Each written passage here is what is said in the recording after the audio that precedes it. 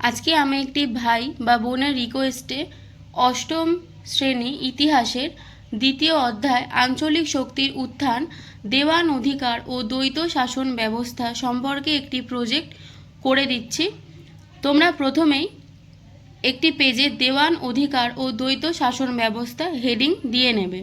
তার পরবর্তী পেজে তোমরা ভূমিকা দিয়ে শুরু করবে। আমি তোমাদের পড়ে শোনাচ্ছি, কোনো জায়গায় যদি অসুবিধা হয় তাহলে তোমরা আমাকে কমেন্টে জানাবে। প্রথম ভূমিকাতে লিখবে 1757 খ্রিস্টাব্দে ইস্ট ইন্ডিয়া কোম্পানি পলাশির যুদ্ধে জয়লাভের পর বাংলায় চরম শোষণ শুরু হয়। 1765 খ্রিস্টাব্দে লর্ড ক্লাইভ বাংলার নবাব থেকে দেওয়ানি সনদ প্রাপ্ত হলে যে শাসন প্রণালীর উদ্ভব হয় তার ইতিহাসে দ্বৈত শাসন রূপে পরিচিত। এ থেকে স্পষ্ট দেওয়ান অধিকারের সাথে দ্বৈত শাসন ব্যবস্থা ওতপ্রোতভাবে জড়িত। মির্জাফরের মৃত্যুর পর লর্ড ক্লাইভ 1765 খ্রিস্টাব্দে মোগল সম্রাট দ্বিতীয় শাহ আলমের কাছ থেকে বাংলা, বিহার ও উড়িষ্যার দেওয়ান লাভ করে। নবাবের হাতে ছিল ক্ষমতাহীন শাসন ব্যবস্থা। এই সময় নবাব ইংরেজদের বৃত্তিভোগী কর্মচারীতে পরিণত হন।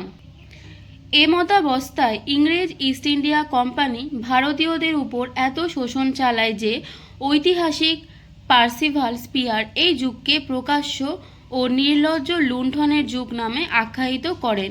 দেওয়ানি লাভের আগে ইস্ট ইন্ডিয়া কোম্পানির বাণিজ্যের জন্য মূলধন হিসেবে ইংল্যান্ড থেকে অর্থ আসত, কিন্তু দেওয়ানি লাভের পর ইংল্যান্ড থেকে ভারতে ব্যবসায় মূলধনের অর্থ পাঠানো বন্ধ করা হয়।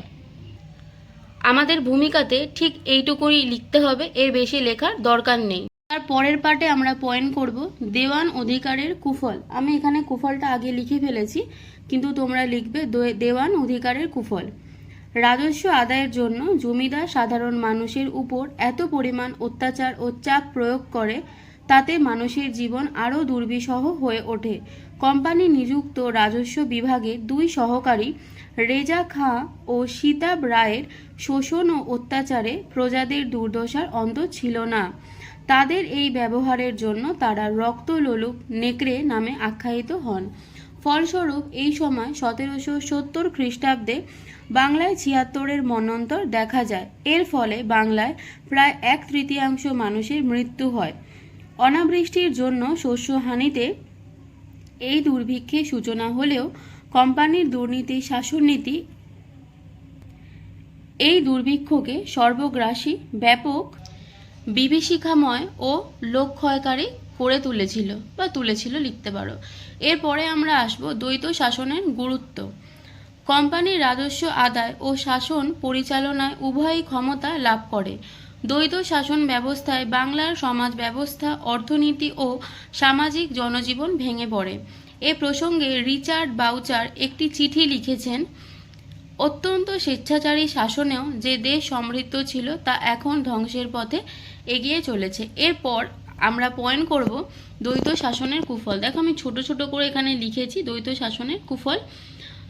তো এখানে লিখতে হবে 1 নম্বর পয়েন্টে শিল্প বাণিজ্যের ধ্বংস সাধন, 2 নম্বর লিখবে কৃষকদের দুর্দশা বৃদ্ধি, 3 নম্বর কোম্পানির কর্মচারীদের দুর্নীতি, 4 নম্বর 76-এর মন্বন্তর। আমি শুধু এখানে পয়েন্ট করে করে লিখেছি। তোমাদের যদি মনে হয় এই পয়েন্টগুলোকে একটু ব্রিফলি বা বাড়িয়ে লেখা উচিত তাহলে আমাকে অবশ্যই কমেন্টে জানিও, তবে এইটুকু লিখলে এই প্রজেক্টের জন্য হয়ে যাবে। এরপরে আমরা লিখব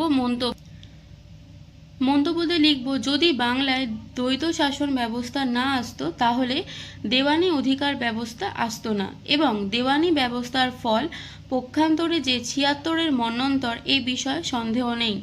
এবং দ্বৈত শাসন ব্যবস্থার মাধ্যমে কোম্পানি পেয়েছিল দায়িত্বহীন ক্ষমতা আর নবাব পেয়েছিলেন ক্ষমতাহীন দায়িত্ব। ইতিহাসবিদ জন কের মতে দ্বৈত শাসন ব্যবস্থা বিশৃঙ্খল শাসন ব্যবস্থাকে আরও বিশৃঙ্খল এবং দুর্নীতিগ্রস্ত করে তোলে। তাই বলা যায় দ্বৈত শাসন, দেওয়ানি অধিকার ও 76-এর মন্বন্তর পরস্পরের পরিপূরক। এরপর আমরা একটা পয়েন্ট করব, সেখানে লিখব অবশেষে ওয়ারেন হেস্টিংস দ্বৈত শাসন ব্যবস্থার অবসান ঘটায়। তাহলে আমাদের প্রজেক্টটা ছিল এইটুখানি। আশা করছি ভিডিওটা ভালো লাগবে। এখনও অনেক বন্ধুরা আছো যারা ভিডিও দেখছো কিন্তু সাবস্ক্রাইব করছো না। দয়া করে তোমাদের কাছে একটাই অনুরোধ, তোমরা সবাই লাইক করো, কমেন্ট করো এবং সাবস্ক্রাইব করো চ্যানেলটাকে। এরকম ভিডিও আরও দেখার জন্য অবশ্যই তোমরা চ্যানেলটাকে সাবস্ক্রাইব করো। তো শেষ করলাম আজকের ভিডিওটি, পরবর্তী ভিডিওতে দেখা হচ্ছে। সবাই ভালো থাকো, ধন্যবাদ।